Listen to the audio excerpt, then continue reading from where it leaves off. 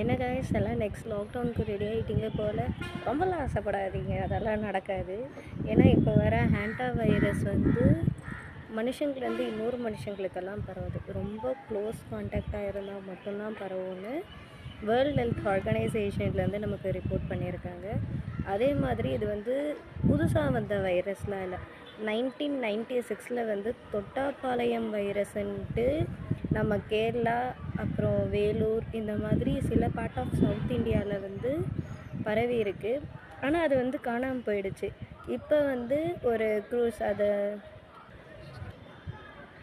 MV ஹாண்டியாஸ் அப்படின்ற cruise வந்து யூஎஸ்லேருந்து ஒரு அரேபியஸ் ஐலாண்டுக்கு வந்து போகிற வழியில் வந்து 150 பேசஞ்சர்ஸ் வந்து ட்ராவல் பண்ணியிருக்காங்க.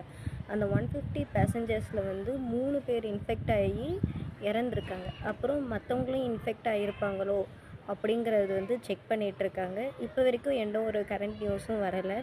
அண்ட் இந்த வைரஸ் வந்து எதனால் பரவுதுன்னா, எலி அப்புறம் ஹாம்ஸ்டர், மைஸ் இந்த மாதிரிலாம் இருக்குல்ல, ராடன்ஸ், அது வந்து அதோடைய பாத்ரூம், யூரின், அப்புறம் அதோட எச்சில், இந்த இடத்தெல்லாம் இதை வந்து அந்த காற்றை வந்து நம்ம சுவாசித்தாலே நமக்கு வந்து பரவும் அப்படின்ட்டு சொல்கிறாங்க. அதே மாதிரி கொரோனா வந்து 1% தான் டெத் ரேட் இருந்தது.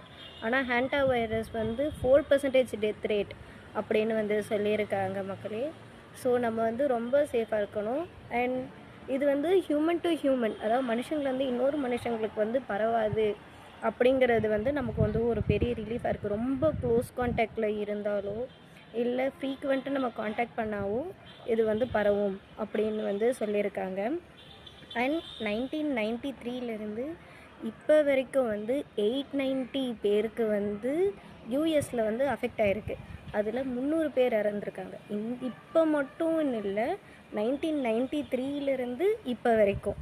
ஸோ நம்ம வந்து அதுக்கு எதுவுமே பயப்பட தேவையில்லை. அந்த க்ரூஸில் இருக்கிறவங்களுக்கு மட்டும்தான் இப்போதைக்கு இன்ஃபெக்ஷன் ஆகியிருக்கு அப்படிங்கிறாங்க. மீதி எல்லாரையும் செக் பண்ணிகிட்ருக்காங்க.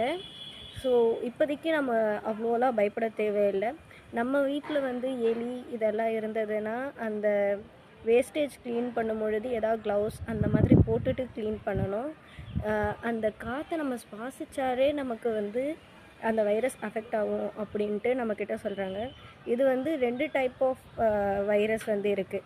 ஒன்று வந்து கிட்னியை அஃபெக்ட் பண்ணும், இன்னொன்று லிவர் அஃபெக்ட் பண்ணும். இதோட பேசிக் சிம்டம்ஸ் வந்து என்னென்னா ஃபீவர், உடம்பு வலி, அப்புறம் தலைவலி, ரொம்ப டயர்டாக இருக்கும். இதெல்லாம் வந்து பேசிக் சிம்டம் அப்படிங்கிறாங்க. இதோட சிவியர் காசஸ் வந்து என்னென்னா நம்மளால் மூச்சு விட கஷ்டமாக இருக்கும். அதோட நம்மளோட லங்ஸில் வந்து ஃப்ளூயிட் பில்டப் ஆகிருக்கும் அப்படிங்கிறாங்க. அப்புறம் கிட்னி ஃபெயிலியர், ரொம்ப இது வந்து கிட்னி ஃபெயிலியர் அப்படிங்கிறாங்க. ஓகேங்களா? அண்ட் வேறு ஸோ மக்களே, எப்படியும் ஸ்டே சேஃப். அண்ட் இந்த எலி வீட்டிலலாம் எலி இருந்ததுன்னா அந்த இடத்த க்ளீன் பண்ணும்பொழுது க்ளவுஸ், மாஸ்கெல்லாம் போட்டு க்ளீன் பண்ணுங்கள். அதே மாதிரி யாருக்காவது உடம்பு வலி இல்லை உடம்பு சரியில்லாமல் இருந்ததுன்னா உங்கள் வீட்டிலே ஐசோலேட் பண்ணி வச்சுக்கோங்க. இதுக்கான ட்ரீட்மெண்ட்ஸ் வந்து பார்த்துட்ருக்காங்க. நம்ம யூஎஸ் பிரசிடெண்ட் ட்ரம்ப் வந்து இதோட ஃபுல் டீட்டெயில்ஸ் வந்து தட் இஸ் எத்தனை பேர் இன்ஃபெக்ட் ஆகியிருக்காங்க அப்படிங்கிறத வந்து ஃப்ரைடேக்குள்ளே தரேன்னு சொல்லியிருக்காங்க அந்த ரிப்போர்ட்டை. So for more updates follow my page, like, share, comment. Thank you.